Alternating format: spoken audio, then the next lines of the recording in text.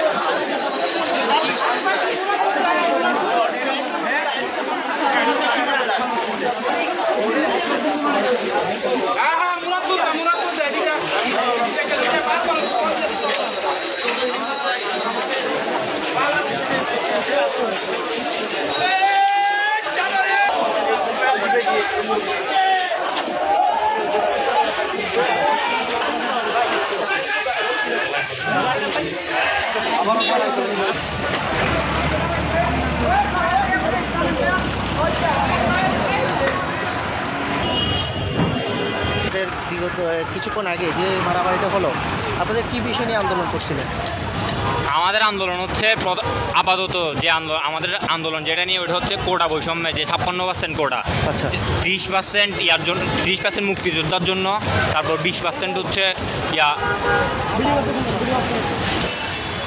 এই যে এখন যে কোটা বৈষম্যে যে জিনিসটা আমাদের 44% রাখছে মেধাবী স্টুডেন্টের জন্য, বাকি 30%, বাকি 56% হচ্ছে কোটার মধ্যে। কোটা ওই 56%-এর মধ্যে 30% হচ্ছে মুক্তিযোদ্ধার সন্তান।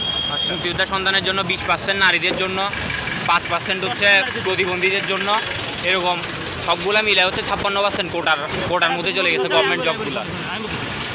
সবচেয়ে যৌক্তিক কোটা প্রতিবন্ধী কোটা, সেটা মাত্র 1%, আর সেখানে কোটা টোটাল 56%, যেখানে 30% মুক্তিযুদ্ধ কোটা, তার মানে বাকিরা সবাই মিলে 26 আর মুক্তিযুদ্ধ একাই বেশি। আচ্ছা, এখানে একটা বিষয় আসে যেটা হচ্ছে যে আপনারা কোটাটা কি 30% আনার জন্য বলছেন নাকি রাজাকার বলছে? মুক্তিযুদ্ধ কোটার মধ্যে সমস্যাটা আরেক জায়গায়। যেমন প্রথম আলো 2020 সালের প্রতিবেদন 2000-এর উপর ভুয়া মুক্তিযুদ্ধ দাঁড়ি, যেটা এখন তদন্তাধীন দাবি করা হয়েছে, যেটা সবসময় বাংলাদেশে হয়। কিন্তু কথা হচ্ছে এই যে 56% যদি কোটাধারী হয়, তার মানে পাকিস্তানে যেরকম সংখ্যা লঘুরা নির্যাতিত হচ্ছিলাম, টেকনিক্যালি এখন মুক্তিযুদ্ধের বাচ্চারা সংখ্যা লঘুই। আমরা তো সবাই মুক্তিযুদ্ধ করি নাই, তাহলে আমরা অধিকার থেকে বঞ্চিত হচ্ছি। আমরা তো তাদের সন্তান। হ্যাঁ, আমরা তাদের সন্তান। আর মুক্তিযুদ্ধ করে নাই মানে যে সবাই রাজাকার, সেটা তো বিষয় না। আমরা তো দেশের নাগরিক, বলছি তো। মুক্তিযুদ্ধ করে নাই মানে যে সবাই রাজাকার, এমনটা তো না।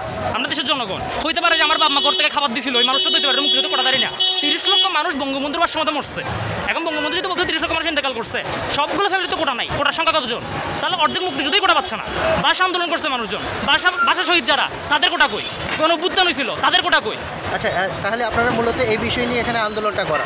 আন্দোলনটা মূলত বৈষম্য রোধের জন্য। আচ্ছা, কারণ মুক্তিযুদ্ধ হয়েছিল বৈষম্য রোধের জন্য। সর্বোচ্চ 5%। এখন 56% কখনো সাম্য প্রতিষ্ঠা করতে পারে না। 50% হলো সাম্য না। কোটা সব মিলে 15%, 10% থাকতে পারে। হ্যাঁ, আর যেখানে প্রতিবন্ধী কোটা মাত্র 1%, সেখানে কোটার কোনো যুক্তিকতাই নেই। তার এই 2 ঘন্টা আগে যেটা আপনাদের সাথে সংঘর্ষ হয়েছিল, কাদের সাথে হয়েছিল? এই মুহূর্তে সংঘর্ষ খুব সম্ভবত ছাত্রলীগের সাথে হয়েছে, এবং তাদের সাথে কিছু বাড়াবাড়া বলা হয়।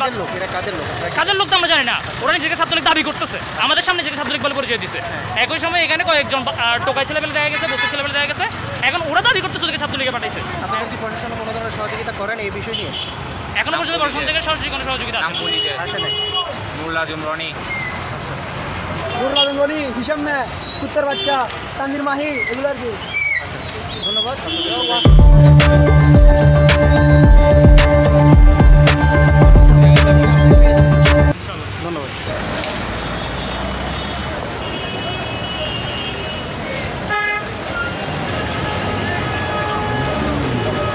আপনারা দেখতে পাচ্ছেন যে খুব কঠোরভাবে দ্বিপক্ষীয় সংঘর্ষের কারণে যে রেলিংগুলো ছিল, রেলিংয়ের বেরিয়েগুলো ভেঙে গেছে, পেন্সিলগুলো। সেই সাথে আমি দেখানোর চেষ্টা, প্রশাসনিক নিরাপত্তা দেওয়ার জন্য পুলিশ ব্যাটালিয়ান আছে এখানে। দীর্ঘক্ষণ যদিও গাড়ি চলাচল বন্ধ থাকেও, তার মধ্য থেকে